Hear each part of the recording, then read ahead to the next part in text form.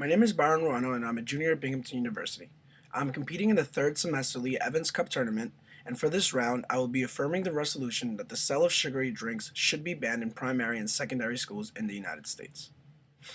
Saying that common American society is one of active consumers is as true as saying that seawater is salty. We as people love to shop and acquire as many possessions as possible. We seem to have an unquenchable thirst for the infinite amount of goods that we do not own. Sadly enough for us, food, a necessity for human survival, has in our current culture become just another object of mass production. People all over America choose to focus on the business of food instead of maintaining a good nutrition. Every day, Americans, young and old, white and black, male and female, all pay for overpriced lattes instead of brewing coffee at home. They enjoy the delicious taste of the bad quality components of fast food during lunch break. They buy a bag of potato chips instead of eating a fruit brought from home. And worst of all, they consume an insane amount of sugary drinks without ever realizing the kind of damage that they are inflicting on their health and their bodies. It is no secret that the United States has a huge problem with obesity. In fact, according to an article from the Harvard Health Publications of Harvard Medical School, 2 out of every 3 Americans is now overweight or obese. The problem isn't just that people are overweight. The seriousness of our society's situation is highlighted by the distinct and grave effects that are caused by the various health complications whose risk increases in humans by overweight and obesity. As stated in a fact sheet of the World Health Organization, obesity increases the risk of illnesses such as diabetes, cardiovascular diseases like heart attacks and strokes, and even of some cancers, among many other illnesses.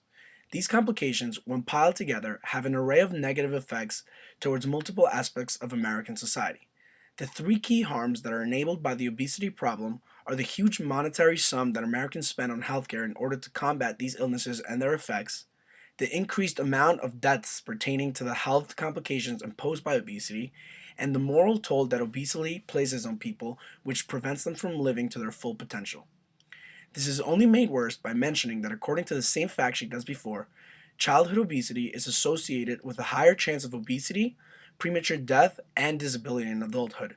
But additionally, to increase future risks, obese children experience breathing difficulties, increased risk of fractures, hypertension, early markers of cardiovascular disease, insulin resistance, and psychological effects, which means that our kids will for a very long time be paying the cost produced by obesity and all its subsequent effects. This should be enough for people to desire and demand change, and drive us towards what I think is one of the best options for our society. States need to enact legislation that bans the sale of sugary drinks in primary and secondary schools in the United States. Sugary drinks are among the worst edible products that a human can consume and are huge factors in the development and maintenance of overweight and obesity within the American youth.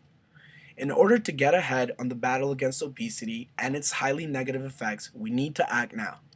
A ban on the sale of sugary drinks to this nation's professionals and workers of tomorrow is a good start to ensure a better quality of life in the future. Although this legislation may not be enough to deal with the entire problem of obesity, it is a significantly good approach at dealing with a condition that the World Health Organization describes as preventable. It is logical, then, that the sale of sugary drinks in primary and secondary schools in the United States should be prohibited.